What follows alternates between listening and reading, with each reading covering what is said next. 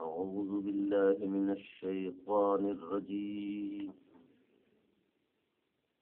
بسم الله الرحمن الرحيم. يريدون ليطفئوا نور الله بأفواههم والله متم نوره ولو كره الكافرون.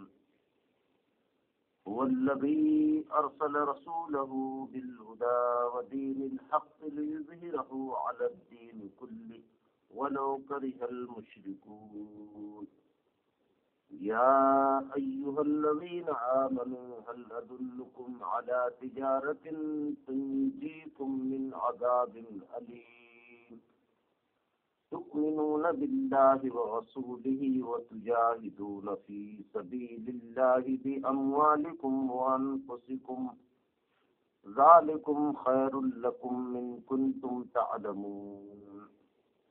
يغفر لكم ذنوبكم ويدخلكم جنات تجري من تحتها الأنهار ومساكن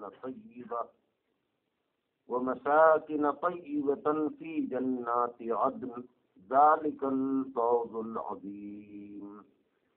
وأخرى تحبونها نصر من الله وفتح قريب وبشر المؤمنين.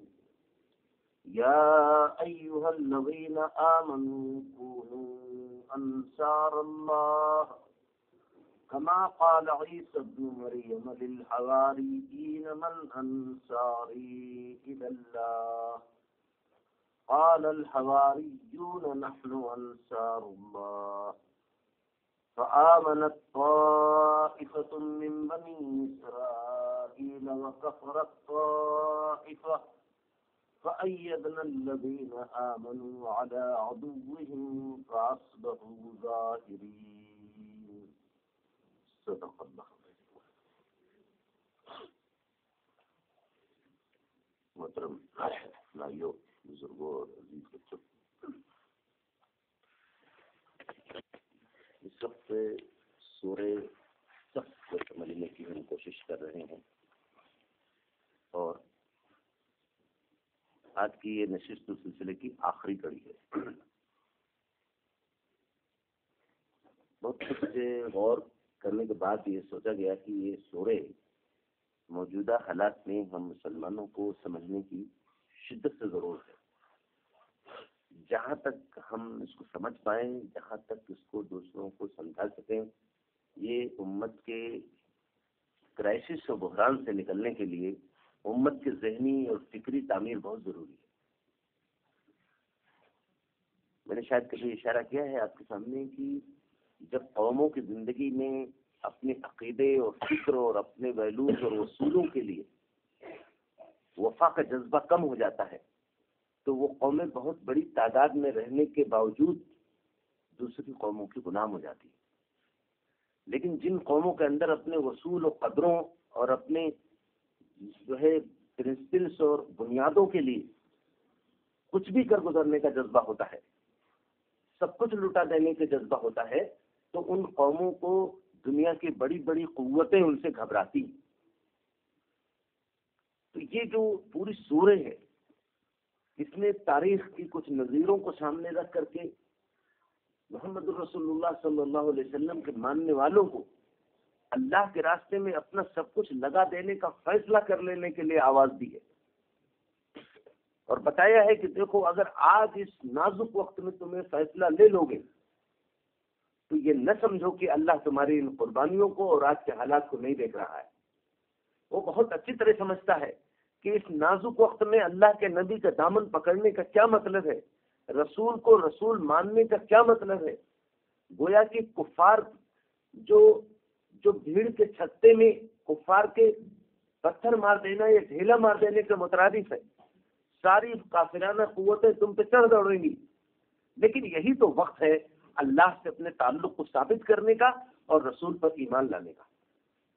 تو اگر آج تم نے اس چیز کا ثبوت پیش کر دیا تو دیکھو یہ دنیا کی قوتیں جو اس وقت گھیرا بندی کیے ہوئے ہیں، یہ کائنات کے اندر اللہ کو عاجز نہیں کر سکتی. یہ کائنات اللہ کی ہے اور اس کائنات میں اللہ اپنا کوئی فیصلہ نافذ کرنا چاہے گا تو یہ دنیاوی قوتیں اللہ کو عاجز نہیں کر سکتی. قرآن میں یہ بات کئی جگہ اللہ نے کہی کہ اور ان سے کہو کیا زمین میں اللہ کو عاجز کر سکتے ہیں؟ تو اللہ تعالیٰ نے اشارہ کیا کہ دیکھو یہ اللہ کو عاجز نہیں کر سکتے. ایک کائنات اللہ کی ہے اور اللہ کی دی ہوئی ایک خاص آزادی کی وجہ سے ان کو اتنا کچھ کہنے کا آج موقع مل رہا ہے. نبی کی شان میں گستاخی ہے، نبی کو جھٹلانے کا ان کو جو موقع ملا ہے یہ اللہ کی ایک خاص فیصلے کے تحت ملا ہوا ہے. ورنہ قرآن مجید میں اللہ تعالیٰ نے کئی بار کہا اگر فیصلے کا دن مقرر نہ کر دیا گیا ہوتا تو ہم ابھی ان سے نمٹ لیتے. یہ اللہ نے کئی بار اس کو کہا.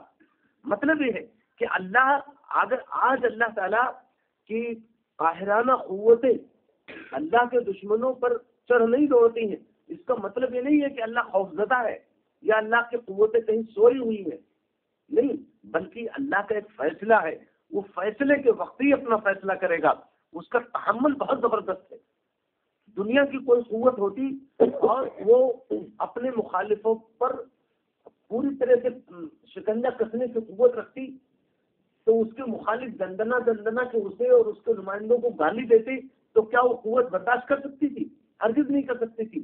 یہ بس اللہ ہی کا تحمل ہے کہ وہ تحمل کیے چلا جا رہا ہے، وہ سنتا چلا جا رہا ہے.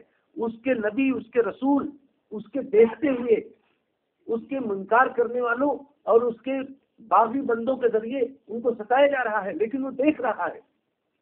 یہ وہ دیکھتا نہیں، وہ فیصلہ کر دیتا، لیکن وہ اپنے وعدے کا اتنا پکا ہے کہ جو فیصلہ کر دیا ہے وہ اس فیصلے سے ایک رتی برابر ہٹنے والا نہیں ہے. تو چنانچہ یہ جو سورہ ہے، یہ سورہ ایک ایسے موقع پہ نازل کی اللہ تعالیٰ نے جب مسلمانوں کو زبردست جھٹکا لگا ہوا تھا. جیسا میں نے اشارہ کیا تھا شروع میں کہ یہ سورہ جب اتری ہے تو ابھی رسول اللہ صلی اللہ علیہ وسلم کے جو ہے دہنے مبارک میں آپ کے چہرے پہ جو پٹی لگی تھی ابھی وہ کھلی نہیں تھی جب یہ سورہ اتری ہے. ابھی بہت سارے صحابہ جو زخمی تھے اپنے بستروں ہی تھے. 70 صحابہ جو شہید ہوئے تھے ان کے گھروں میں ابھی جو ہے رنج و غم کا ماحول بنا ہوا تھا. ایسے میں اللہ تعالیٰ نے سورہ اتاری اور اس سورہ اتاری ہے جس انداز میں کہ اللہ کی تسبیح کی گئی، اللہ رب العالمین کا، کہ بتایا کہ زمین اور آسمان کی ہر چیز اللہ کی تسبیح کر رہی ہے. تو نبی صلی اللہ علیہ وسلم اور آپ کے صحابہ کو اشارہ کیا گیا کہ یہ چند سرسرے لوگ، یہ اللہ کے باغی اور سرکش لوگ اگر یہ اللہ کی تسبیح اس وقت نہیں کر رہے ہیں تو آپ دل نہ چھوٹا کیجیے، پوری کائنات اللہ کی تسبیح کر رہی ہے. اور پھر ایک اشارہ کیا گیا ہم نے بھیجا ہے آپ کو ایک خاص منصوبے کے تحت بھیجا ہے، ایک خاص منصب، خاص مقصد کے لیے بھیجا ہے. یہ مقصد رسول اللہ صلی اللہ علیہ وسلم تو یقیناً یاد رہا، لیکن امت میں رسول کے بعد، رسول اکرم صلی اللہ علیہ وسلم کے دنیا سے جانے کے بعد امت میں وقفے سے اس مقصد کے تعلق سے غفلت رہی ہے. اور غفلت رہنے ہی کا مطلب ہے کہ اللہ کے باقیوں کو سر اٹھانے کا موقع ملا ہے.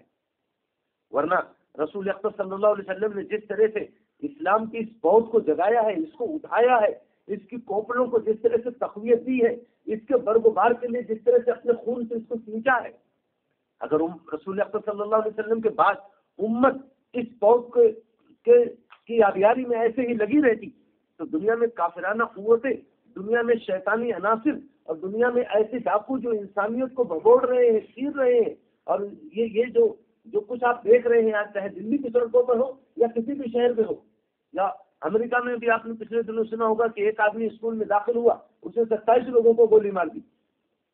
یہ سب جو کچھ آپ دیکھ رہے ہیں، یہ ظالم جو دندنا رہے ہیں، تو یہ صرف اس لیے ہے کہ جو اصل پہرے دار تھے پوری انسانیت کی حفاظت کے لیے، جن کو اللہ تعالیٰ نے برپا کیا تھا، امت مسلمہ. میرے پاس الفاظ بھی اللہ تعالیٰ کے کس زبان میں شکر ادا کریں. اس نے اس امت کو کہا کنتم خیر امت اخرجت للناس، تم سب سے بہترین گروہ ہو، اور تمہیں انسانیت کی حفاظت کے لیے، انسانیت کے تحفظ کے لیے، انسانیت کی ہدایت کے لیے، انسانیت کے ارتقاء و عروج کے لیے، انسانیت کے اندر علوم، ریسرچز، اکتشافات، سائنس، ان کی بلندیوں تک پہنچانے کے لیے انسانیت کی سچی ترقی سے انسانیت کو آشنا کرانے کے لیے تم کو برپا کیا گیا ہے. تم اس لیے نہیں برپا کیے گئے ہو. یہ بات بار بار سمجھنے کی ہے ہم امت کے لوگوں کو. اللہ تعالیٰ نے بہت ہی صفائی کے ساتھ کہا اخرجت للناس، تمہیں لوگوں کی بھلائی کے لیے برپا کیا گیا ہے۔ ارے تم تو ہو ہی سب سے بہترین لوگ، تم اللہ کے آخری پیغمبر کے ساتھی، تم اللہ کے آخری پیغمبر پر ایمان لانے والے، اللہ کے آخری پیغمبر کے لائے ہوئے مشن کے وارث اور امین ہو۔ تم سے بہتر کون گروہ ہو سکتا ہے؟ تم تو ہو ہی سب سے بہترین گروہ۔ ہاں تمہیں صرف اپنی ذات کے خیر و فلاح اور اپنی ذات کے عافیت کے لیے نہیں سوچنا ہے، تمہیں تو پوری انسانیت کے لیے اٹھایا گیا ہے۔ میں آپ سے عرض کر دوں، اگر آج انسانیت کہیں بھی پریشان ہے، کہیں بھی بلک رہی ہے، کہیں بھی بلبلا رہی ہے، تو کیا اس میں امت مسلمہ کا رول نہیں ہے؟ بہت ہی معقول ایک مثال دی ہے بہت ہی قرآن کے بڑے عالم نے، کہ آپ دیکھتے ہیں کہ ایک چوراہے پر ایک شخص کھڑا رہتا ہے، پولیس کا ایک آدمی اپنے خاص ڈریس میں، چاروں طرف سے بھیڑ آ رہی ہے، اگر وہ چپ چاپ کھڑا رہے اور غفلت کا موجود بھی رہے گا اور اپنا کام نہ کرے تو کوئی ادھر ٹکرائے گا، کوئی گاڑی ادھر ٹکرائے گی، کوئی ایکسیڈنٹ ادھر ہوگا، کسی کی چیخ ادھر سے آئے گی، کوئی ادھر چلائے گا، کوئی ادھر گالیاں دے گا، اس طرح کی پوری ایک انارکی کی فضا بن جائے گی۔ کس لیے؟ صرف وہ آدمی جہاں جس ڈیوٹی پہ جس کو رکھا گیا تھا، جو اس لیے نہیں تھا کہ وہ سگریٹ کے دھوئیں اڑاتا رہے، جو اس لیے نہیں تھا کہ وہ اونگتا رہے، جو اس لیے تھا کہ اس کو بالکل ایک دم چوکنا رہنا ہے، وہ الرٹ نہیں رہے گا تو وہاں انسان تباہ ہو جائے گا۔ امت مسلمہ کا کام یہ تھا، امت مسلمہ کو تمام قوموں کو گائیڈ کرنا تھا۔ دیکھو تم کو ایسے آنا ہے، تمہیں اس طرح سے چلو گے تب صحیح راستے پہ پہنچو گے، تم ادھر گھوم گئے ہو، تمہیں ادھر جانا ہے، یہ سب بات امت مسلمہ کو بتانی تھی۔ امت مسلمہ کو گویا ایک ایسی ہوئی، دیکھیے وہ جو پولیس کا آدمی ہوتا ہے اس کے پاس قوت بھی ہوتی ہے، تو گویا ہے کہ اس امت مسلمہ کے پاس قوت بھی ہونی چاہیے اور امت کے اندر شعور بھی ہونا چاہیے کہ کس کو کس طرح گائیڈ کرنا ہے، کس کو کدھر جائے تو پھر وہ عافیت میں رہے۔ اور پھر امت مسلمہ کے پاس غفلت کو نہیں پھٹکنا ہے، امت مسلمہ غفلت کا شکار ہو جائے گی تب پھر انسانیت تباہ ہوتی ہے اور ہوتی رہے گی، یہ سلسلہ رک نہیں سکتا ہے میرے بھائی۔ تو یہ سورہ جو ہے یہ بتا رہی ہے بہت ہی صفائی کے ساتھ کہ ہمیں کرنا کیا ہے۔ بہت صاف انداز میں کہا کہ اس وقت اللہ کے نبی صلی اللہ علیہ وسلم، جیسا میں نے عرض کیا، احد کی لڑائی ہو چکی ہے، سن 3 میں یہ آیت اتری ہے، یہ سورہ اتری ہے، سن 5 میں مسلمانوں کو ایک انتہائی ہولناک مرحلے کا سامنا کرنا پڑا۔ 1.5 سال کا مختصر عرصہ، 1.5 پونے 2 سال کا گزرا تھا کہ غزوہ احزاب کا مرحلہ پیش آ گیا۔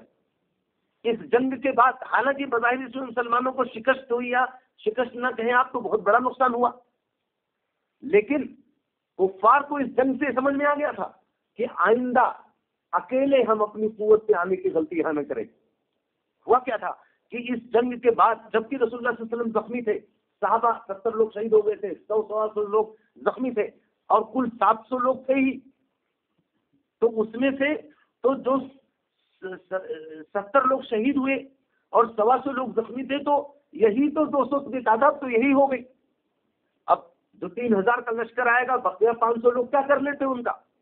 لیکن محمد رسول اللہ صلی اللہ علیہ وسلم نے یہ کیا کہ جب بظاہر شکست یا بظاہر نقصان والا مرحلہ گزر گیا اور کفار اپنی جے جکار اور اپنے فتح کا جشن مناتے ہوئے چلے گئے، وہاں سے 20 کلومیٹر کے آس پاس وہ جا کر کے رکے، اللہ کے نبی صلی اللہ علیہ وسلم نے دوبارہ سے فوج کو مرتب کیا۔ سورہ آل عمران میں اللہ نے اس کا ذکر فرمایا، دوبارہ سے فوج کو مرتب کیا اور ان لوگوں کا پیچھا کیا۔ ان لوگوں کو معلوم ہوا کہ محمد صلی اللہ علیہ وسلم اپنے ساتھیوں کے ساتھ دوبارہ حملہ کرنے آ رہے ہیں، ان کے ہوش اڑ گئے، وہ بھگے، بہت سارا سامان چھوڑ چھاڑ کے بھگ گئے۔ محمد رسول اللہ صلی اللہ علیہ وسلم اور آپ کے اصحاب کی سورہ آل عمران میں اللہ نے اس انداز میں تعریف فرمائی، اور اللہ خوش ہو گیا اپنے ان بندوں سے جو زخم کھانے کے باوجود اللہ کے راستے میں اللہ کے دشمنوں کا تعاقب کرنے کے لیے نکل پڑے۔ یقیناً یہ بات اس لائق تھی کہ قیامت تک کے لیے ذکر کی جاتی، کیونکہ یہ مرحلہ، یہ کشمکش، حق و باطل کا ٹکراؤ، یہ کوئی ایک مدینے کے دور کی چیز نہیں تھی، رسول اللہ صلی اللہ علیہ وسلم کے مبارک دور ہی کی بات نہیں تھی، یہ بات تو قیامت تک چلنی تھی۔ تو یہ آیات یا اس طرح کی صورتیں ہمارے سامنے ضرور آتے رہنی چاہیے اور ہمیں ضرور ان کا مطالعہ کرنا چاہیے، ورنہ ہم کنفیوز ہو جائیں گے، ہم یہ سوچیں گے بھئی حق و باطل کا مارکا ہوا تھا اللہ کے نبی کے زمانے میں، یہ تو اس وقت کی بات ہے، اب آج کا ان حالات سے اس کا کیا تعلق ہے؟ تو اللہ رب العالمین نے یہ کتاب قیامت تک کے لیے اتاری ہے، جب تک دنیا میں ایسے حالات بنیں گے اس حالت میں یہ کتاب ہماری رہنمائی کرتی رہے گی۔ بہت تفصیل کے ساتھ ہم لوگوں نے 3-4 نشستوں میں اس کو سمجھنے کی کوشش کی ہے. میں وہ ٹکڑا جہاں سے بطور خاص ہم لوگوں نے اس کو دوبارہ شروع کیا تھا وہ یہ کہ یہ سب لوگ مل کر کے چاہتے ہیں. میں نے کہا تھا کہ اس میں اقوام عالم مراد ہے، منافقین، مشرکین، یہود، یہ سب مراد ہے اس کے اندر. یہ سب مل کر کے چاہتے ہیں کہ اللہ کے نور کو اپنے پروپیگنڈے کے ذریعے سے مٹا دیں، اس کو بجھا دیں. لیکن اللہ اپنے نور کو مکمل کرے گا. اس نے اپنے رسول کو ہدایت کے ساتھ بھیجا ہے، ہدا کے ساتھ بھیجا ہے. اس کی میں نے کافی تفصیل کے ساتھ اس کا اشارہ کیا تھا کہ ہدا کا مطلب کیا ہے. ہدا کے ساتھ بھیجا ہے اور دین حق کے ساتھ بھیجا ہے تاکہ اس دین کو رسول دوسرے تمام دینوں پہ غالب کر دے. صاف اشارہ ہے یہ دین دنیا کے دینوں کا اور دنیا کے قوموں اور ملتوں کا مقتدی بننے کے لیے نہیں آیا ہے، یہ امام بننے کے لیے آیا ہے. مجھے ایک بار ٹائمس آف انڈیا کے اندر اٹل بہاری واجپئی کا ایک مضمون آیا تو مجھے لگا کہ ان کا شکریہ ادا کرنا چاہیے. انہوں نے بڑی پیاری بات ایک کہی، اپنے حساب سے تو غصے کا اظہار کیا، لیکن انہوں نے کہا کہ مسلمان کسی ملک میں مغلوب ہو کے رہے یا مائنورٹی بن کر کے کسی اور نظام کے انڈر میں رہے، ان کے قرآن نے ان کو سکھایا ہی نہیں.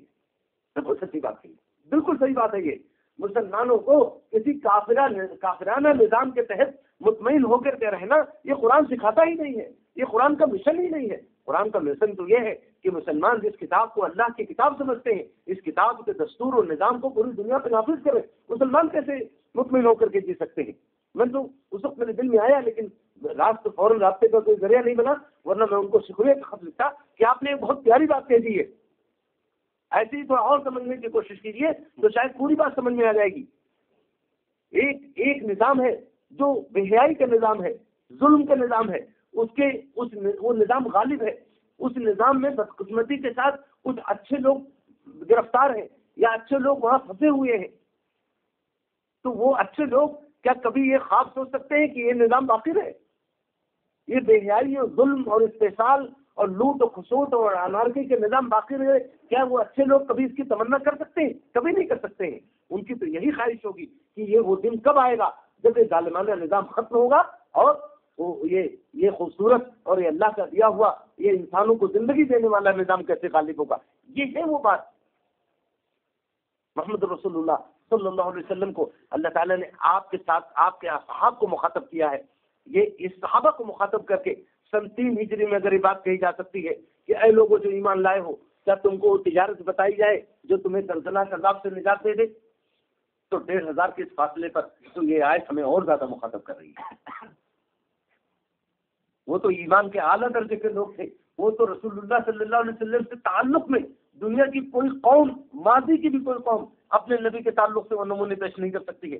میں بھی ایک عیسائی بہت بڑے عالم کی ایک کتاب پڑھ رہا تھا، آپ کو بتا رہا ہوں، تو پڑھتے ہوئے کئی بار دل میں احساس ہوا کہ گرے پڑے دور میں بھی امت مسلمہ کتنے خوبصورت مناظر کا تعارف کراتی ہے. اس نے لکھا کہ اگر دیکھا جائے تو دنیا میں عیسائی قوم جو بہت بڑی ہے اپنے دین اور اصولوں کے لیے وہ قربانیاں کبھی نہیں دے سکتی ہے، وہ اس استقامت اور اسٹیبلٹی کا مظاہرہ کبھی نہیں کر سکتی ہے جو محمد صلی اللہ علیہ وسلم اور ان کے ساتھیوں نے کیا ہے.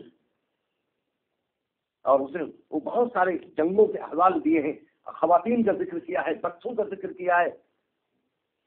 اور یقیناً بس اسلامی تاریخ کا بڑا خوبصورت واقعہ ہے کہ حضرت زبیر رضی اللہ عنہ حضور صلی اللہ علیہ وسلم کے خصوصیات بھائی ہے، چھوٹے سے تھے، کہیں سنیا کہ حضور پہ کافروں نے حملہ کر دیا ہے تو اتنے چھوٹے تھے کہ تلوار ٹھیک سے اٹھا نہیں سکتے تھے، تو تلوار لٹک رہی تھی، کسی سے چیز پہ چڑھ کر کے تلوار کو اس کو اتارا اور لے کے گھسیٹتے ہوئے بھگے. اللہ کے نبی سے پہنچے، اللہ کے نبی نے دیکھا زبیر تلوار لے کے آ رہے ہیں گھسیٹتے ہوئے، پوچھا کہاں کے ارادے ہیں؟ یہ بچہ تلوار لے کے پہنچا ہوگا، پوچھا اللہ کے نبی نے کہاں کے ارادے ہیں زبیر؟ تو کہا یا رسول اللہ میں نے سنا کہ کفار نے آپ کے اوپر حملہ کر دیا ہے، تو میں نے سوچا آپ کے بعد زندہ رہ کے کیا کریں گے. اللہ کے نبی صلی اللہ علیہ وسلم وہاں سے لوگ بیٹھے تھے، آپ نے فرمایا لکھ رکھو اسلام کے راستے میں سب سے پہلی تلوار زبیر کی نکلی. تو اللہ کے نبی صلی اللہ علیہ وسلم کے ماننے والوں نے نبی کی رفاقت، نبی کی محبت اور نبی کی معیت کو جو حق ادا کیا وہ دنیا کی کوئی قوم نہیں کر سکی. تو اللہ رب العالمین نے کہا، یہاں بتایا کہ دیکھو اگر تم نبی کے یہ ساتھ اس طرح اختیار کرو گے اور ان کے لائے ہوئے مشن کے لیے اپنے آپ کو کھپاؤ گے، جان و مال سے جہاد کرو گے، تجاہدون فی سبیل اللہ باموالکم وانفسکم، اپنے جان و مال سے جہاد کرو گے، جس کی تفصیل سے ہم لوگ کر چکے ہیں۔ میں نے اشارہ کیا تھا آپ کو کہ کس طرح سے لوگوں نے، جن کے پاس مال تھا انہوں نے اپنا مال دے دیا، جن کے پاس نہیں تھا راتوں کو مزدوری کرتے ہیں اور وہ لا کر کے اللہ کے نبی کو پیش کر دیتے ہیں۔ 2 بچے ہیں، بچوں کی کیا ہے، 12-14 سال عمر آتی ہے اس تاریخ کے اندر، حدیث کی کتابوں میں وہ آتے ہیں، کہتے ہیں کہ یا رسول اللہ ہمیں جنگ میں چلنے کی اجازت دی جائے۔ آپ فرماتے ہیں تم ابھی چھوٹے ہو، بڑے ہو جاؤ گے تو تم کو لے چلیں گے۔ لیکن جو ذوق دیا تھا، ان کی ماؤں نے جو ان کو تھپکیاں دی تھی، جو لوریاں سنائی تھی، جو تربیت دی تھی، اللہ اور اس کے رسول کے لیے مٹنے کا جو جذبہ پیدا کیا تھا، بچے 2-4 گھنٹے بعد گھوم گھام کے آئے کہیں سے، کہیں گے یا رسول اللہ دیکھیے ہم بڑے ہو گئے ہیں۔ کیا 2-4 گھنٹے میں کوئی بڑا ہو جاتا ہے؟ اللہ کے نبی صلی اللہ علیہ وسلم نے ان کے ذوق کو دیکھ کر کے آپ نے ان کو اجازت دی تھی۔ ان دونوں بچوں کے بارے میں بہت تفصیل کے ساتھ واقعہ موجود ہے کہ دونوں جنگ میں شریک ہوئے اور دونوں جنگ سے پہلے ایک درخت کے سائے میں بیٹھ گئے اور دونوں نے دعا مانگی۔ ایک نے دعا کی کہ اللہ اس رات میں خوب لڑوں، بچپن کے باوجود اس طرح لڑوں کہ بڑے جس طرح لڑتے ہیں لڑنے کا حق ادا کر دوں، اے اللہ پھر اسلام کو فتح ہو جائے، مسلمان غالب ہو جائیں اور پھر ہم فتح ہو کے نکلیں۔ دوسرے نے دعا مانگی اے اللہ آج اس طرح لڑوں کہ لڑنے کا حق ادا ہو جائے اور اے اللہ پھر میں شہید ہو جاؤں، اے اللہ میرا ہاتھ کہیں ہو، میرا پاؤں کہیں ہو، میری آنکھیں اور سر کہیں ہو۔ یہ دعا میں جنگ ختم ہو گئی، مسلمانوں کو فتح مل گئی۔ اللہ کے نبی صلی اللہ علیہ وسلم کو بچے یاد آ گئے، آپ نے ایک صحابی کو بلایا، کہا وہ بچے جو فلاں کے تھے اور فلاں کے وہ دونوں دیکھو ذرا کہاں ہیں؟ میں نے پہلے تو انہیں منع کر دیا تھا، لیکن بعد میں ان کے ذوق اور اصرار کو دیکھ کر کے میں نے اجازت دی کہ دیکھو ذرا کہاں ہیں، تو اس میں سے ایک مل گیا۔ آپ نے بلایا اور پوچھا بھائی تمہارا ساتھی کہاں ہے؟ تو اس نے کہا، تو اس بچے نے، انہوں نے کہا کہ یا رسول اللہ میں نے دعا کی تھی اور میری دعا اللہ تعالیٰ نے قبول فرما لی۔ اللہ کے رسول میرے ساتھی سے بھی دعا کی تھی اور مجھے یقین ہے کہ میرے ساتھی کی دعا اللہ نے ضرور قبول کر لی ہوگی۔ پھر جب آپ کو معلوم ہوا تو آپ نے اس بچے کے کچھ اعضا مل سکے، پورا جسم نہ مل سکا، کچھ اعضا ملے، پھر آپ نے انہیں کو دفن کروا دیا۔ تو یہ وہ چیز ہے تجاہدون فی سبیل اللہ باموالکم وانفسکم ذالکم خیر لکم ان کنتم تعلمون، یہ تمہارے لیے بہتر ہے۔ میں آپ سے بہت ادب کے ساتھ عرض کروں گا، امت مسلمہ کے اندر سے جہاد کا جذبہ ختم ہو جائے، اللہ کے لیے اپنے مال کو اور اپنی جان کو لگانے کا جذبہ ختم ہو جائے، اس کے لیے پوری دنیا اتنے جتن کر رہی ہے، اتنے اینگل سے محنت کی جا رہی ہے کہ اس کو آپ سوچ بھی نہیں سکتے ہیں۔ ہمارے ملک میں تو باقاعدہ ایک نبی اس لیے کھڑا کیا گیا، جھوٹا شیطان، کہ وہ نبوت کا دعویٰ کر کے اور مسلمانوں کے اندر سے جہاد کی اسپرٹ ختم کر دے، تو باقاعدہ اس نے لکھا کہ میں نے تو ایک ایسی نبوت پیش کی ہے دنیا کے سامنے، جس میں قتال کی اجازت نہیں ہے، جس میں لڑنے بھیڑنے کی ضرورت نہیں ہے۔ تو جو آپ کے دشمن ہیں ان کو ایک ایسے دین کی ضرورت ہے جس دین کے اندر قوت نہ ہو، جس میں پنجے نہ ہو، جس میں کوئی توانائی اور طاقت نہ ہو، وہ تو ایک لولا لنگڑا اسلام، ایک پیرالائزڈ اسلام کی ضرورت ہے انہیں، جس کو ماڈریٹ اسلام کہتے ہیں، جس کو وہ جو ہے ریفائنڈ اسلام کہتے ہیں، ایسے اسلام کی ضرورت ہے۔ ایسا اسلام جو غلبے کا تصور رکھتا ہو، ایسا اسلام جو صداقت اور حقانیت کے بارے میں پورا اطمینان رکھتا ہو کہ جو کچھ ہے اس کے علاوہ کچھ بھی صحیح نہیں ہے، تو ایسے اسلام کو برداشت نہیں کر رہے ہیں۔ اسی لیے وہ کبھی جھوٹا نبی اٹھاتے ہیں تو کبھی پروپیگنڈا وار شروع کرتے ہیں اور کبھی رات آر پار کی جنگ لڑنے کے لیے بھی تیار ہو جاتے ہیں۔ یہ ایسے حالات ہیں، یہ میں نے جیسا عرض کیا، یہ حالات ہیں جس میں اس سورہ نے صحابہ کرام رضوان اللہ تعالی علیہ مجمعین کو کتنا زبردست جذبہ دیا ہوگا۔ یعنی صورتحال جو میں نے عرض کی بالکل لکھا ہے سیرت نگاروں نے کہ سورہ اتری ہے تو ابھی بہت سارے لوگوں کی پٹیاں نہیں کھلی تھی۔ ایسے حالات میں اس سورہ نے جب یہ انسپائریشن دیا ہوگا کہ اے لوگوں اگر تم چاہتے ہو دردناک عذاب سے بچو تو اٹھو اور اللہ کے لیے اپنے مال و جان کو لگا دو۔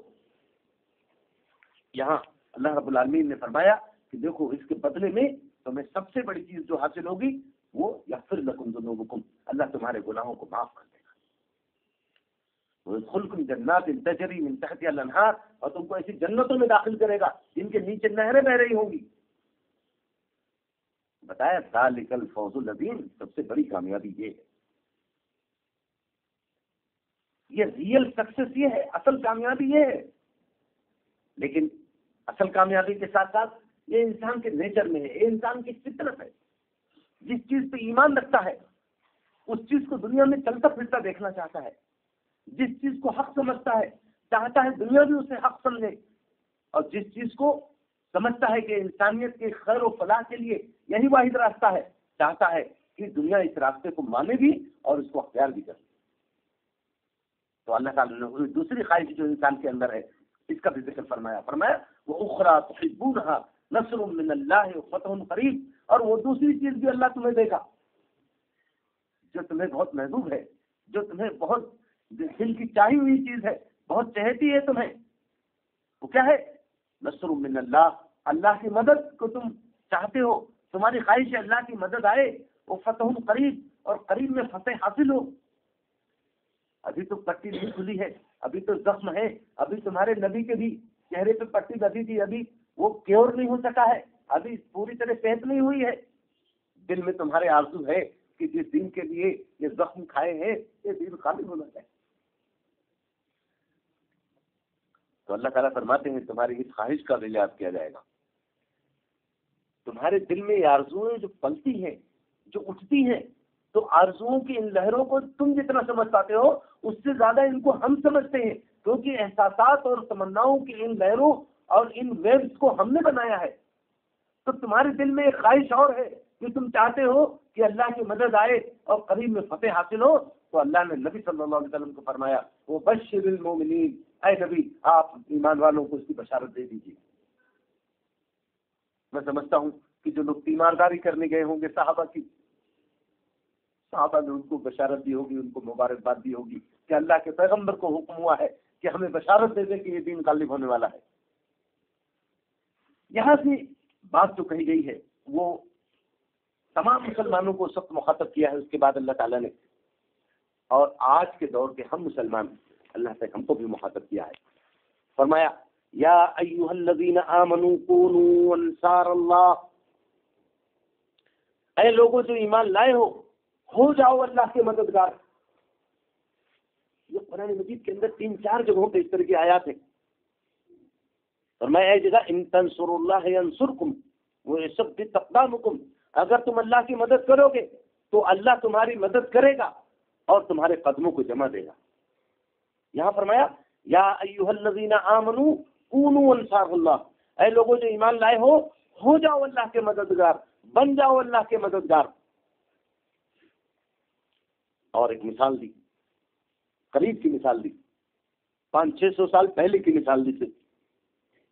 حضرت ابراہیم علیہ السلام کے رفقا کی مثال نہیں تھی 2500 سال پہلے کی اس زمانے سے، یا دوسرے پیغمبروں کی سیدھے قریب 570 سال پہلے حضرت عیسیٰ علیہ السلام آئے تھے نبی صلی اللہ علیہ وسلم سے.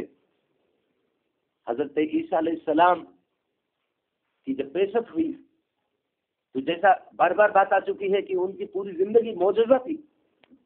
اگر یہودیوں کے بنی اسرائیل کے دل پتھر کی طرح سخت نہ ہوئے ہوتے تو اس پیغمبر کی پیدائش اور چند گھنٹے کے تھے اتنی فصاحت کے ساتھ گفتگو اسی پہ ایمان لے آتے ہو. لیکن جب دل سخت ہو جاتے ہیں تو بڑی سے بڑی نشانی بھی دلوں کو راہ راست کی طرف رہنمائی نہیں کر پاتی ہے.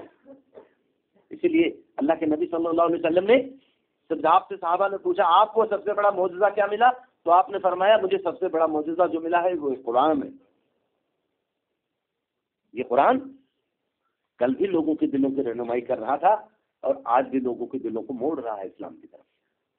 اللہ رب العالمین نے فرمایا اے لوگوں جو ایمان لائے ہو، راست مخاطب آپ سمجھ لیجیے کہ مدینے کے اندر آیت اتر رہی ہے. کن لوگوں سے کہا جا رہا ہے؟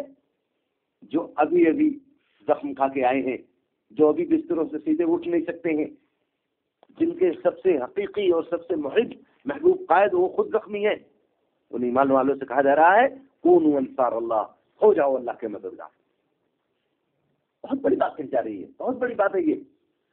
اللہ تعالیٰ جس کی یہ پوری کائنات ہے، یہ کائنات کس کی ہے؟ اللہ کی.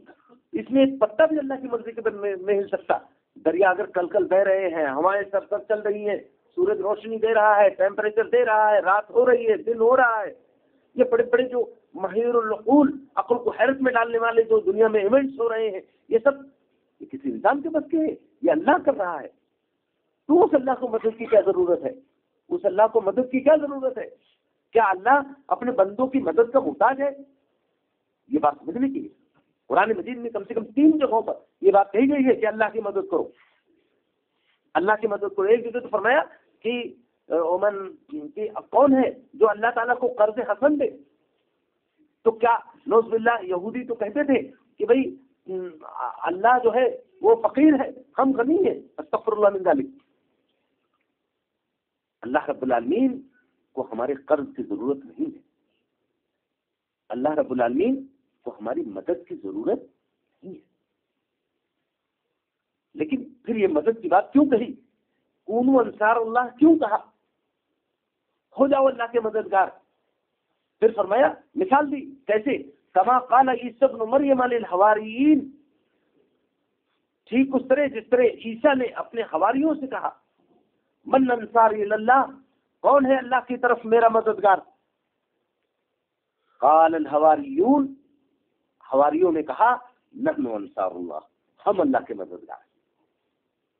ابھی اگر کوئی کنفیوژن ہو رہا تھا تو یہ جو حواریوں کا جواب ہے اس سے کنفیوژن بھی ختم ہو گیا کہ انہوں نے اس کو یہی سمجھا کہ ہمیں کہا جا رہا ہے اللہ کے مدد کے لیے اٹھ کھڑے ہو، تو انہوں نے کہا ہم اللہ کے مددگار. میرے بھائی، یہ اتنا بڑا اعزاز ہے، یہ اتنی بڑی نعمت ہے کہ ایمان والا تو اس پہ اپنا سب کچھ لگا. وہ خالق، وہ پیدا کرنے والا، ہماری ضرورتوں کی ہم سے زیادہ خبر رکھنے والا ہمارا مولا، جس کے اشارے کے بغیر دنیا کی کوئی قوت ہل نہیں سکتی ہے. یہ آنکھیں اس کی، یہ زبان اس کی، یہ چلنے پھرنے کی قوتیں اس کی، دل و دماغ کی صلاحیتیں اس کی، سب کچھ. کبیر کا عجیب و غریب دعا ہے اس کا. اس نے کہا میرا مجھ میں کچھ نہیں، جو کچھ ہے سب توڑ، تیرا تجھ کو سونپتے کیا لگے گا مور. میرا کیا ہے اس میں؟ میرا تو کچھ ہے ہی نہیں. قرآن نے کہا ان اللہ اشترى من المؤمنین انفسهم واموالهم بان لهم الجنہ، اللہ نے مومنوں کی جان اور مومنوں کی مال جنت کے بدلے میں خرید لیا ہے. اگر ہم نے اللہ سے جنت کا سودا کیا ہے یا کرنا چاہتے ہیں تو اس کے اسٹیپ سے ہے ہم اپنی جان و مال اللہ کو دے دیں.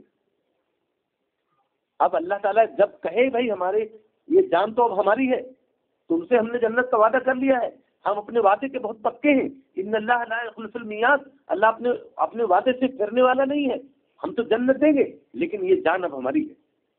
ہم جیسے کہیں گے ویسے استعمال ہوگی. یہ مال اب ہمارا ہو گیا ہے، اب جیسے ہم کہیں گے ویسے استعمال ہوگا. اب اس جان کو اللہ ہمیں استعمال کرنے کی اجازت دے دے. اس مال کو جس کو ہم نے جنت کے بدلے اللہ کے ہاتھ بیچ دیا ہے، اللہ اس مال کو ہمیں استعمال کرنے کی اپنی ضرورتوں کے لیے اجازت دے دے. یہ تو اس کا فرق ہے، یہ تو اس کی عظمت اور بڑائی ہے، یہ تو اس کے اپنے بندوں کے تئیں شفقت و محبت کا کمال ہے. کیونکہ یہاں تو سودا ہو چکا تھا، جان و مال بیچ دیا گیا تھا، سودا جنت کا کر لیا گیا تھا. اب دنیا میں کیسے بھی گزر جائے گی، ہمیں آخرت میں جنت چاہیے.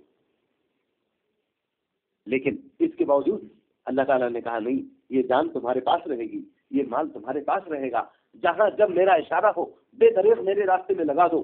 اپنا کھاؤ پیو بھی، اپنا استعمال کرو، پہنو بھی، لوگوں کو دو بھی. لیکن جب میرے دل کی ضرورت آ جائے اس چکر میں مت رہو کہ یہ مال اب تمہارا ہے، تم نے تو یہ مال میرے ہاتھ بیچ دیا ہے. غالب کا بہت عجیب و غریب شعر ہے کہ جان دی ہوئی اسی کی تھی، حق تو یہ ہے کہ حق ادا نہ ہوا. یہی بات ہے.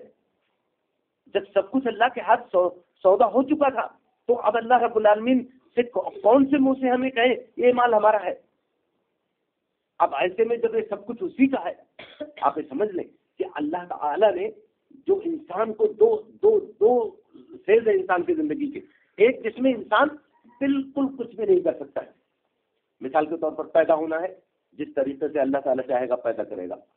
لولا لنگڑا پیدا کرنا چاہے تو کوئی اللہ کو روک نہیں سکتا ہے. آنکھوں والا بنانا چاہے اللہ کے اجائب. آنکھوں سے محروم کر کے پیدا کرنا چاہے اللہ رب العالمین کی خود کوئی منع نہیں کر سکتا. جی آپ دنیا میں پیدا ہو گئے، ایک پیر مفلوج ہو گیا، کوئی کچھ نہیں کر سکتا. دنیا میں آ گئے، غریبی آ گئی، توانائی ملی، ثروت ملی، دولت ملی، یہ تمام چیزیں یہ سب اللہ رب العالمین کی اشارے پر آدمی بالکل مجبور ہے، لیکن کچھ چیزوں میں اللہ تعالیٰ نے اس کو مجبور نہیں کیا ہے، وہی اس کا امتحان بھی ہے۔ مثال کے طور پر اب اللہ نے جس چیز کو حق کہا ہے، آدمی چاہے تو اس حق کو مان لے اور آدمی چاہے تو اس حق کا انکار کر دے۔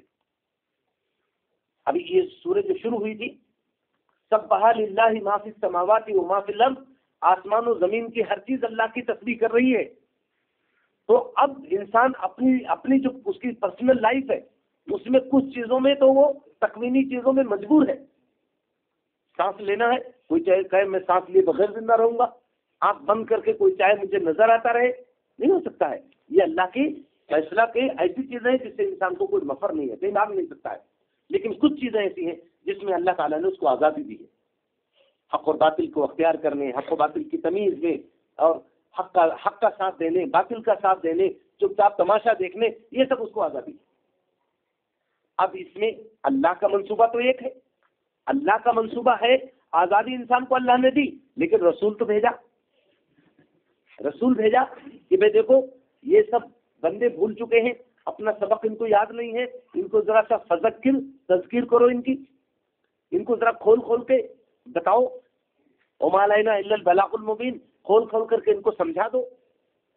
تو یہ اللہ تعالیٰ کیوں کر رہے ہیں؟ اللہ تعالیٰ چاہتے ہیں کہ میرے بندے اپنے دشمن شیطان لعین، ابلیس لعین کی سازشوں کا شکار نہ ہوں، وہ ان کو گمراہ نہ کرنے پائے۔ تو جب وہ بندے اللہ کا راستہ شیطان کی شرارتوں کی وجہ سے، بھٹکانے کے، گمراہ کرنے کی وجہ سے چھوڑ کے الگ ہو جاتے ہیں، تو اللہ تعالیٰ ان کو دوبارہ سے رہنمائی کے لیے اپنے نبیوں کے ذریعے یاد دہانی کراتا ہے۔ اور سب سے آخر میں وہ یاد دہانی جو مکمل طور پہ کرا دی گئی، وہ محمد رسول اللہ صلی اللہ علیہ وسلم کے ذریعے کرائی گئی۔ تو اب یہاں یہ ہے اللہ کا منصوبہ، شیطان کا منصوبہ یہ ہے کہ انسان حق کی طرف نہ جانے پائے، اللہ سے نہ جڑنے پائے، اور اللہ کا منصوبہ یہ ہے کہ بندے شیطان کے جال میں نہ آنے پائیں، بندے گمراہ نہ ہونے پائیں۔ اب اللہ کا منصوبہ ہے یہ۔ اب اللہ کے منصوبے میں اللہ اپنا منصوبہ کس کے ذریعے پورا کرنا چاہتا ہے؟ رسول کے ذریعے۔ اس لیے آپ کو میں ایک دلچسپ بات بتا دوں کہ علامہ اقبال کے زمانے میں ایک بار بہت بڑے سب اہل علم ہندوستان کے جو غیر منقسم تھا، سب لوگ جمع ہوئے، تو صاحب آپ کہتے ہیں کہ اللہ نے اپنے بندوں کے رہنمائی کے لیے نبی بھیجے، رسول بھیجے، تو کیا ابلیس نے بھی رسول بھیجے کچھ اپنے؟ پوچھا کہ کیا ابلیس نے بھی اپنے کچھ نبی رسول بھیجے؟ کہا ابلیس نے بھی اپنے نبی رسول بھیجے۔ تو کہا کہ پھر ابلیس کے نبی اور رسول کہاں گئے؟ تو اللہ اقبال نے بہت ہی دلچسپ اس کا جواب دیا، اور بہت ہی صرف کوئی لطیفہ نہیں ہے، یہ اس شخص کے گہرے مطالعے اور گہرے شعور کی ترجمانی کرتا ہے۔ انہوں نے کہا سنو، ایسا ہے کہ جب روز ازل میں ابلیس نے اور اللہ نے اپنا میدان کار منتخب کیا کہ کدھر کدھر کس کو جماوڑا بنانا ہے، تو اللہ تعالیٰ نے افریقہ اور ایشیا کو منتخب کیا اور ابلیس نے یورپ کو منتخب کیا۔ تو وہاں سے اپنے تیر کمان پھینکتا رہا، اور اللہ نے اپنے پیغمبروں کو ادھر سے بھیجا، یہ ادھر سے اپنا مقابلہ کرتے رہے۔ تو لوگوں نے پوچھا پھر ابلیس کے پیغمبر کہاں گئے؟ تو انہوں نے کہا افلاطون، ارسطو، پلوٹو، اسٹالین، لینن، مارکس، یہ سب اسی کے فرشتے، اسی کے پیغمبر ہیں۔ مطلب میں نے بات کو سمجھانے کی کہ یہ کام ہو رہا ہے، اللہ تعالیٰ اپنی بات کو پہنچانے کے لیے، بندوں کی رہنمائی کے لیے اللہ نے رسالت کا نظام اختیار کیا، اور شیاطین نے اپنے اوہام کے ذریعے، اپنے جو ہے وسوسے کے ذریعے، شرارتوں کے ذریعے، نفس کو برائی کی طرف مائل کرنے کے ذریعے وہ اپنا کام کر رہے ہیں۔ تو یہ کام اللہ اپنے رسولوں سے کرانا چاہتا ہے۔ اب منصوبہ تو یہ اللہ کا ہوا کہ اللہ کے بندے اللہ کی طرف آئیں۔ اب اس منصوبے میں جو رسول کا کام تھا، رسول اللہ کے نمائندے ہیں، وہ چاہتے ہیں کہ بندے اللہ کی طرف آ جائیں۔ اب اس کام میں کچھ بندے اٹھ کے رسول کی مدد کرنے لگے تو یہ کس کی مدد ہے؟ رسول اپنی طرف سے کچھ نہیں کر رہے ہیں، اللہ کے نمائندے ہیں۔ تو جب کوئی اٹھ کر کے اس کام میں رسول کی مدد کرتا ہے تو اللہ تعالیٰ اس بندے کو اتنا پیار کرتے ہیں، اتنا اس کی عزت و توقیر فرماتے ہیں، یہ ہے میرا مددگار، یہ میرا مددگار۔ یہ ہے بات. اللہ کسی کی مدد کا محتاج نہیں ہے.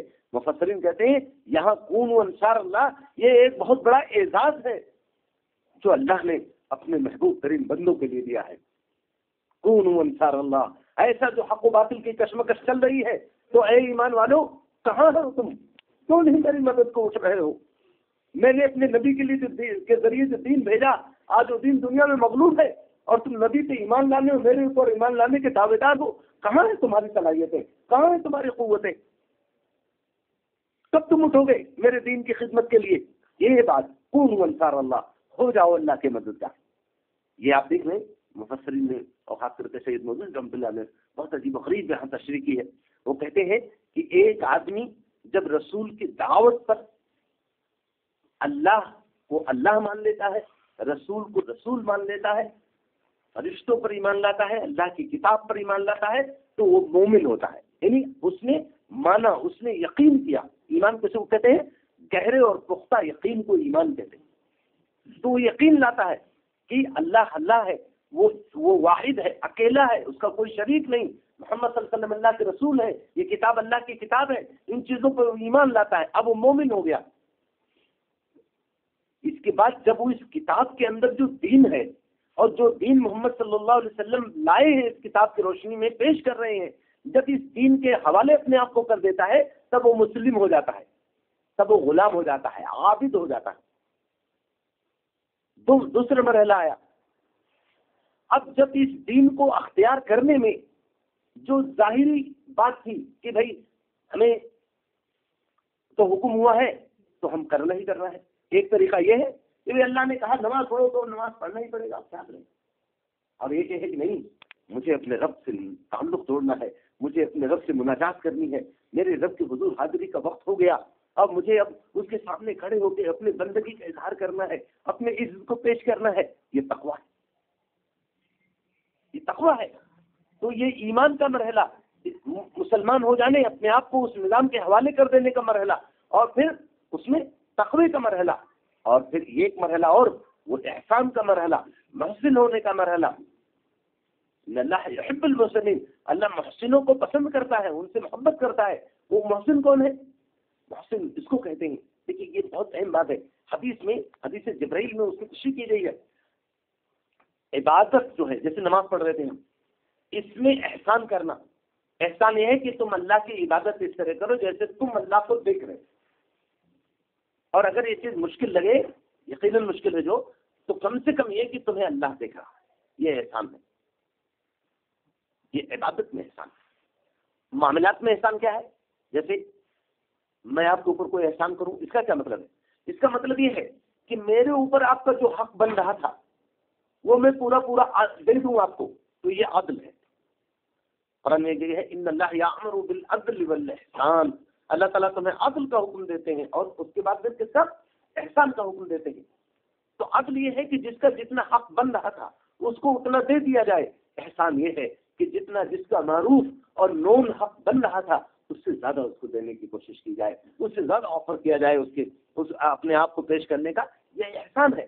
تو اللہ رب العالمین یہ ایمان، اسلام، تقوی، اس کے بعد اللہ تعالیٰ چاہتے ہیں کہ میرے بندے جو دنیا میں جو معروف ہے کہ یہ اللہ تعالیٰ کا یہ حق ہے، اللہ تعالیٰ نے ہمیں کہا کہ یہ خرچ کر دو، یہ لگا دو اپنی صلاحیت نہیں، اپنا جو معروف انداز میں دنیا کی نگاہوں میں جو چیز بنتی ہے کہ ہاں یہ اللہ کا بندہ ہے، اس سے بھی کہیں بڑھ کر کے جب آدمی اپنے آپ کو پیش کرنے کی کوشش کرتا ہے تو یہ احسان کا طریقہ ہوتا ہے.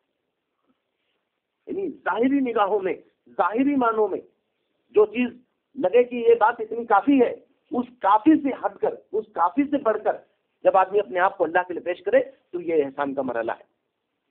یہ احسان کا مرحلہ ہے. اور اس کے بعد یہ مرحلہ ہے انصار کا مرحلہ ہے. انصار، یہاں لفظ کیا ہوا ہے استعمال؟ انصار. انصار کے معنی مددگار، مدد کرنے والے. مکے سے جو لوگ ہجرت کر کے مدینے گئے تھے ان کو کیا کہتے ہیں؟ مہاجر. اور ان لوٹے پٹے مکے کے یا مہاجرین کو جن لوگوں نے اپنے گھر بچایا اور سہارا دیا، ان کو شیلٹر دیا، ان کو اپنے بھائی جیسا شریک کیا، ان کو کیا نام دیا گیا؟ انصار. انصار نام دیا گیا. اللہ کے نبی صلی اللہ علیہ وسلم کی نگاہ میں کتنی عزت تھی انصار کی کہ مدینے جب مکہ فتح ہوا تو کچھ صحابہ آئے، انہوں نے کہا رسول اللہ انصار رو رہے ہیں. اللہ کے نبی کو بہت احساس ہوا، آپ نے فرمایا بلایا اور کہا کہ میرے انصار کو کسی نے رلایا. آپ نے سمجھا کہ شاید مکے کے لوگوں نے یا آپس میں کوئی بات ہوئی، کسی نے کچھ کہہ دیا ہو. صحابہ نے کہا کہ رسول اللہ محمد کسی نے کچھ نہیں کہا ہے. اللہ کے رسول بس آج مکہ فتح ہو گیا تو ہمیں احساس ہوا کہ آپ یہی پیدا ہوئے، اللہ نے آپ کو یہی نبی بنایا، یہی اللہ کی کتاب اترنا شروع ہوئی، اللہ کا گھر کعبہ یہی ہے، انہی گلیوں میں آپ جوان ہوئے ہیں، پلے ہیں، بڑے ہیں، تو کہیں آپ ہمیں چھوڑ کر کے دوبارہ سے مکے میں رہنے کا فیصلہ نہ کریں. تو حدیث میں آتا ہے آپ نے فرمایا کہ اگر ہجرت نہ ہوتی تو میں شاید انصار میں پیدا ہوا. کتنی بڑی بات. اور فرمایا کہ آسمان کی طرف ہاتھ اٹھا کر کے اے اللہ مجھے انصار سے محبت ہے، اے اللہ تو بھی انصار سے محبت ہے، اے اللہ جو انصار کا دشمن ہو جائے اے اللہ تو بھی اس کا دشمن. تو یہ جو بات کہی گئی انصار ہونا کوئی معمولی درجہ نہیں ہے. وہ لوگ تو انصار تھے، اللہ رب العالمین کی یعنی باقاعدہ من المہاجرین والانصار قرآن کے اندر لفظ استعمال ہوا ہے ان کے لیے. اور کیسے انصار بنے، انسانی تاریخ میں اس کی مثال نہیں پیش کی جا سکتی. اللہ کے نبی صلی اللہ علیہ وسلم نے اس انصار میں بھی ایک اور درجہ آیا ہے جس کو مواخات کہتے ہیں، یعنی بھائی بھائی بنانا. روایت میں آتا ہے کہ ایک مجلس میں آپ نے انصار و مہاجرین سب کو جمع کیا اور ایک انصار کو پکڑا، ایک مہاجر کو پکڑا اور کہا جاؤ تم دونوں بھائی، جاؤ تم دونوں بھائی. تو حالات یہ ہوئے ان انصار کے درجہ یہ ہے کہ صحیح حدیث میں ہے کہ جو صحابی تھے ایک لے گئے اپنے ساتھی کو مہاجر کو، دو بڑے بڑے مکانات تھے ان کے، کہا دیکھو یہ دو مکان ہیں، اسے جو تمہیں پسند آئے لے. کھیتی والے آدمی تھے، باغات تھے، دو بڑے بڑے باغ تھے، دونوں باغ دکھایا، کہا اس میں جو بھی پسند آئے آپ نے. یہاں تک کہ بعض لوگوں نے لکھا ہے کہ کسی کی 2 بیویاں تھیں، کہا کہ جس کو پسند کرو میں اسے طلاق دے دوں تم اسے نکاح کرو، لیکن کسی نے بھی یہ آفر زیادہ قبول نہیں کیا گیا. لوگوں نے تو کہا کہ میرے کو ہم محنت کش لوگ ہیں، ہمیں تو تمہیں کلہاڑی دے دو اور جنگل کا راستہ بتا دو اور لکڑی لا لا کے کاٹ کاٹ کے بیچ بیچ کے. پھر آپ جانتے ہیں اللہ نے ان کی اس لکڑی کی تجارت میں کیا برکت دی. حضرت عبد الرحمن ابن عوف ہے جو مدینے کے بہت بڑے تاجر بنے، یہ حضرت عثمان ہیں جن کا ایک ایک وقت میں 700 اونٹوں پہ غلہ لگ کے آتا تھا. اللہ نے اس طرح سے ان کو برکت دی. لیکن محبت کی جو مثال پیش کی گئی وہاں کہ جب حضرت بلال رضی اللہ عنہ حضرت ابو بکر رضی اللہ عنہ کے انتقال کے بعد انہوں نے کہا میں مدینے میں نہیں رہوں گا کیونکہ اللہ کے نبی کے بغیر میرا یہاں رہنا بہت مشکل ہے. تو وہ چلے گئے مدینہ چھوڑ کر کے، عراق کے راستے میں، شام کے راستے میں کہیں جا کے بسے. تو جن صحابی کو، انصار صحابی کو اللہ کے نبی صلی اللہ علیہ وسلم نے ان کا بھائی بنایا تھا، انہوں نے کہا کہ بلال تم یہاں نہیں رہو گے تو میں کیسے رہوں گا؟ رسول اللہ صلی اللہ علیہ وسلم نے مجھے تمہارا بھائی بنایا تھا، تو اگر آخرت میں رسول اللہ صلی اللہ علیہ وسلم نے مجھ سے پوچھ لیا کہ تمہیں میں نے اپنے بلال کا بھائی بنایا تھا تو تم نے میرے بلال کو اکیلے چھوڑ دیا. تو چنانچہ وہ بھی مدینہ چھوڑ کے چلے گئے، اپنا گھر بار چھوڑ کے چلے گئے اور وہیں جا کر کے بلال کے پاس وہی گھر بنا کر کے دونوں بھائی رہے. یہ ہے وہ بات. تو اللہ نے فرمایا اے لوگوں جو ایمان لائے ہو اللہ کے مددگار بن جاؤ. حق و باطل کی کشمکش میں جبکہ ابھی نبی زخمی ہے، جبکہ نبی کے 70 صحابہ شہید ہو چکے ہیں، نبی کے 100 سے زائد صحابہ ابھی پٹی بندھی ہوئی ہے، ابھی زخمی ہے وہ لوگ. ایسے کشمکش کے مرحلے میں اللہ اپنے ایمان والے بندوں سے کہہ رہا ہے کونوا انصار اللہ، ہو جاؤ اللہ کے مددگار. اب کب ہو گئے اللہ کے مددگار؟ نبی کی پٹی دیکھ رہے ہو، نبی کے 70 ساتھی ان سے جدا ہو گئے ہیں ابھی یہ منظر، اور ان کے 100 سے زیادہ ساتھی ابھی زخموں سے چور ہیں. تو کیا اب کوئی اور موقع آئے گا اللہ کے مددگار ہونے کا؟ دیکھیے یہ آیات قرآنی ہے، جس جنچر میں اترتی ہیں اس جنچر کا پورا لحاظ رہتا ہے. ایسے مرحلے میں جب بات کہی گئی، نبی صلی اللہ علیہ وسلم میدان میں آئے ہیں، 1000 ساتھی تھے، 300 میدان میں دگا دے کے نکل گئے. اس کے بعد جنگ کے اندر یہ مراحل آئے کہ خود آپ زخمی ہو گئے، خون کا فوارے نکل پڑا منہ سے. آپ کے سگے چچا، انتہائی شفیق چچا حضرت حمزہ شہید ہو گئے، مصعب بن عمیر شہید ہو گئے. انتہائی دردناک انداز میں ان کے ساتھ سلوک کیا گیا. ایسے کٹتے پٹتے دکھ اور زخم اور خاک و خون میں غلطہ ہونے کی کیفیت میں اللہ نے گویا ایمان والوں کی ایمان کو آواز دے دی ہے، یا ایھا الذین آمنوا کونوا انصار اللہ، اے لوگوں جو ایمان لائے ہو جاؤ اللہ کے مددگار، لگا دو اپنا سب کچھ آج اللہ کے راستے میں، ثابت کر دو کہ تم میرے بندے ہو، ثابت کر دو کہ تم میرے مدد کے لیے اٹھ کے کھڑے ہو گئے ہو۔ میں کائنات کا خالق ہوں، مالک ہوں، لیکن اگر آج اس کشمکش میں، حق و باطل کی جنگ میں تم نے میرے لیے اپنا سب کچھ لگایا تو یہ صحیح کہ میں تمہارا پروردگار ہوں، لیکن تمہارے اس ایثار کو، تمہاری اس قربانی کو میں اپنی مدد پر ثابت کرتا ہوں کہ تم گویا میرے مددگار ہو۔ میرے بھائی، یہ جو ٹینشن ہوتا ہے، یہ جو نازک مراحل ہوتے ہیں، یہ اس کی بڑی اہمیت ہوتی ہے۔ جن حالات میں سورہ نازل ہوئی، میں آپ سے بات عرض کر دوں، آج بھی حق و باطل کی کشمکش ختم نہیں ہوئی ہے، حق و باطل کی کشمکش چل رہی ہے، دنیا میں الگ الگ اس کے انداز ہیں۔ مجھے آپ بتائیے، میں ایک مثال دے رہا ہوں، مان لیجئے میرے پاس 4 جیکٹ ہے جاڑے میں، اور اللہ کے کچھ بندے ہیں جن کو ضرورت ہے، تو میری جیکٹ کی تعداد 2 اور 3 بھی ہو سکتی ہے۔ میرے پاس 20 اور 25 ڈریس ہیں، 15 ڈریس ہیں، اگر کچھ غریب لوگوں کو ضرورت ہے تو ہمارے ڈریس وہاں ان تک جا سکتے ہیں۔ میں بہت ادب کے ساتھ عرض کر دوں، ایک شخص کوڑا اٹھانے آتا ہے، مسلمان ہے، آسام کا رہنے والا ہے، کم سے کم اس کو یہ تو معلوم ہونا چاہیے کہ یہ جن لوگوں کے ہاں میں کوڑا اٹھانے جاتا ہوں یہ مسلمان ہے اور میں مسلمان ہوں، تو یہ مجھے اپنا بھائی سمجھتے ہیں۔ اس کوڑے والے کو ایک دن میں نے روک لیا، میں نے پوچھا تمہارا کیا نام ہے؟ کہا دلدار علی نام ہے۔ ہم نے کہا اچھا رکو، اندر آ جاؤ، چائے پی لو۔ تو پتہ نہیں کو تم میرے دروازے پہ اندر آنے کی ہمت نہیں کر پا رہا تھا بیچارہ۔ ارے ان کا آؤ تم یہاں، کرسی رکھ کے بیٹھ جاؤ، یوں چائے پینے لگا۔ میں نے اہلیہ سے کہا جائے گا، چائے پی رہا تھا اور اس کو لگا ہوگا کہ یہ میرے بھائی ہیں امتی، مجھے امت کا فرق سمجھتے ہیں۔ میں آپ سے اتنی بات کروں گا، اس کا ایک حق ہے ہمارے اوپر۔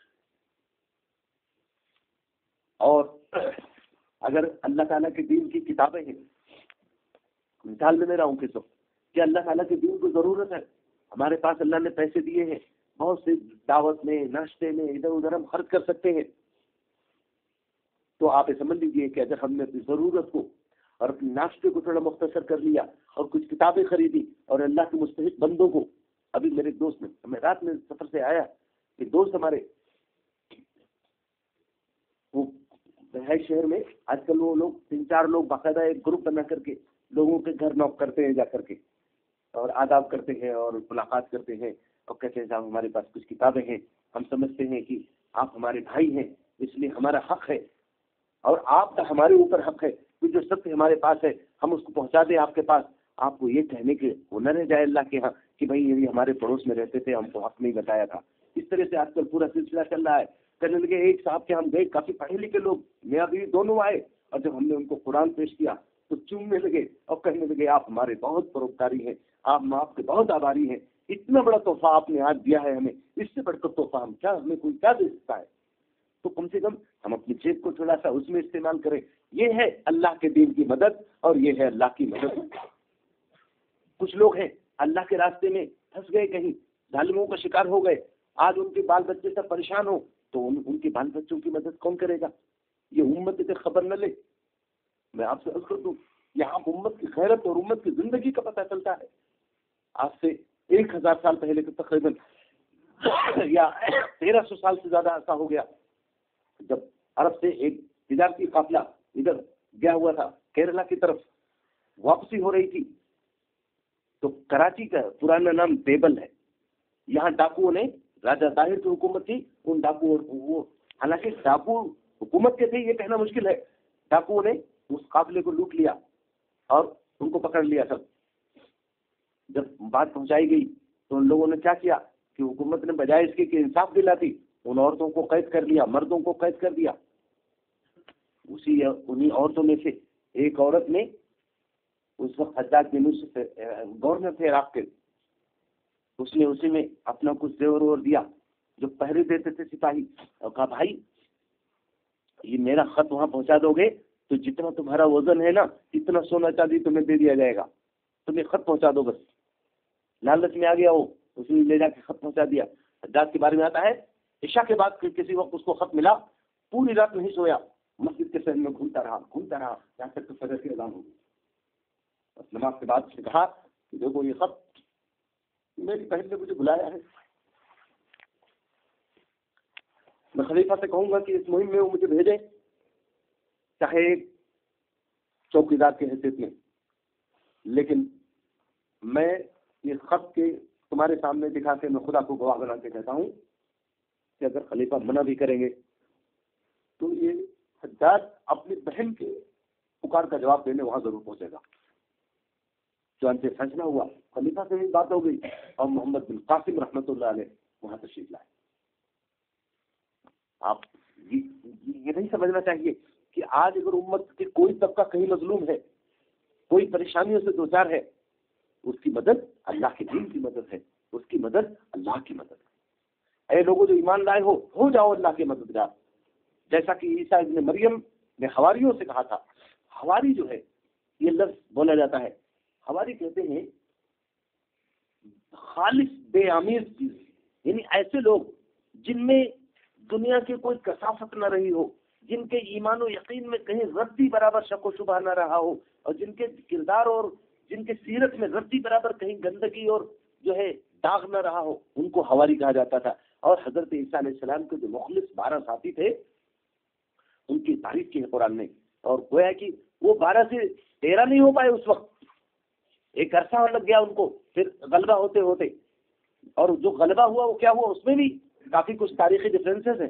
اللہ رب العالمین نے فرمایا جس طرح عیسیٰ ابن مریم نے حواریوں سے کہا تھا من انصاری اللہ، کون ہے اللہ کی طرف میرا مددگار، قال الحواریون نحن انصار اللہ، حواریوں نے کہا ہم ہیں اللہ کے مددگار، ہم ہیں اللہ کے مددگار. بہت بڑی بات ہے یہ، کتنا پیار آیا ہوگا اللہ کو ان بندوں پر جب انہوں نے کہا ہوگا ہم اللہ کے مددگار ہیں. ہم اپنی جان کو جان اور اپنے مال کو مال نہیں سمجھیں گے، ہم اللہ کے دین کی آواز پہ لبیک کہیں گے اور مستحقین کو پہنچیں گے اور دین کے دشمنوں سے نمٹ لیں گے. ہم کسی چیز کا خیال نہیں کریں گے، اب ہم اللہ کے مددگار ہو گئے. اتنی بڑی بات اللہ تعالیٰ نے فرمایا کہ فآمنت طائفۃ من بنی اسرائیل وکفرت طائفہ. تو اس مرحلے میں بنی اسرائیل میں سے ایک گروہ جو ایمان لایا اور ایک گروہ نے کفر کیا. اس میں جو بات کہی جاتی ہے کہ ایک گروہ تو حضرت عیسیٰ علیہ السلام کو اللہ کا پیغمبر مانتا رہا اور ایک گروہ نے ان کو اللہ کا بیٹا کہا. یہ بھی باقاعدہ موجود ہے عیسائیت کی کتابوں میں کہ ایک گروہ نے کہا کہ وہ اللہ ہی تھے، آئے تھے اور واپس چلے گئے. گو کہ یہ گروہ بہت قلیل تھا لیکن اس کا دعویٰ یہ تھا.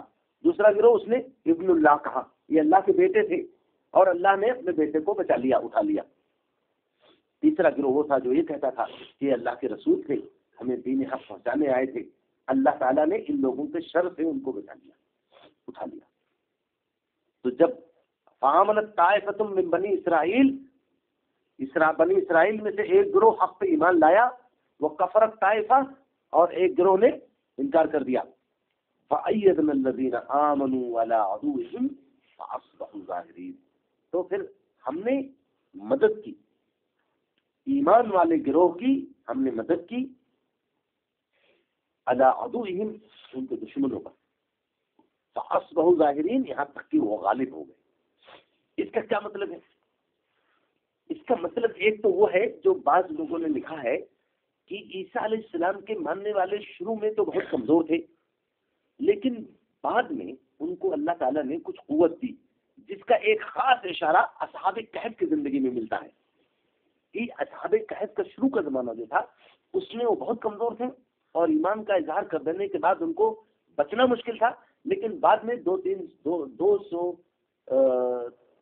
309 برس بعد یا 300 سال بعد حالات بدل گئے اور بادشاہ جو آیا وہ پھر عیسائی، یہ حضرت عیسیٰ علیہ السلام کا معتقد ہوا اور پھر ان پر ایمان لایا اور عیسائی مذہب کو کسی نہ کسی حد تک جو عیسیٰ علیہ السلام کی تعلیمات تھی وہ معاشرے میں فروغ پذیر ہوئی. ایک مطلب اس کا یہ ہے کہ نبی صلی اللہ علیہ وسلم سے پہلے ہی اللہ تعالیٰ نے جو ایمان والے تھے ان کو کافروں پر علیہم ایمان والوں کے دشمنوں پہ غلبہ دیا. ایک غلبہ یہ مراد ہے.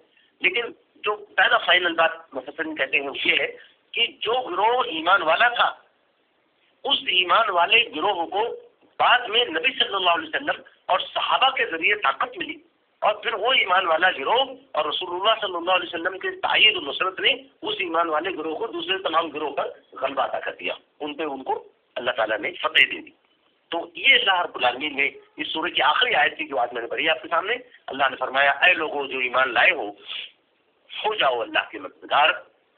جس طرح عیسیٰ ابن مریم نے حواریوں سے کہا تھا کہ کون ہے اللہ کی طرف میرا مددگار, حواریوں نے جواب دیا ہم ہیں اللہ کے مددگار. پھر اللہ تعالیٰ فرماتے ہیں پھر ہم نے ایمان والے گروہ کو, تو پھر بنی اسرائیل میں سے ایک گروہ ایمان لایا اور ایک گروہ نے کفر کیا. پھر ہم نے ایمان والے گروہ کو کافر گروہ پر, ان کے دشمنوں کی گروہ پر ہم نے فتح دی اور وہ غالب ہو کر کے رہے. یہ آیات جو ہم لوگوں نے سمجھنے کی کوشش کی ہے, اللہ تعالیٰ سے ہمیں دعا کرنی چاہیے کہ پروردگار ان آیات میں آپ کے کچھ اور احکام اور آپ کی کچھ اور باتیں چھپی رہ گئی ہماری نگاہوں سے, جو اللہ تعالیٰ اس کو ہمارے دلوں پہ کھول دے اور ان کے مفہوم ہمارے دلوں میں بٹھا دے. پروردگار جب آپ ہمیں بلائیں اور آخرت کے حشر کے میدان میں نبی اکرم صلی اللہ علیہ وسلم سے ہماری ملاقات ہو تو ہم ان کو لوگوں میں ہمیں شامل فرما دے کہ جن کے بارے میں آپ نے بتایا ہے کہ وہ آپ کے مددگار ہیں. محمد رسول اللہ صلی اللہ علیہ وسلم کی امتیوں نے اللہ ہمیں ان میں بنا دے جو اللہ کے مددگار پانے کا اعزاز جن کو اللہ تعالیٰ نے دیا تھا. اللہ تعالیٰ ہم سب کی مدد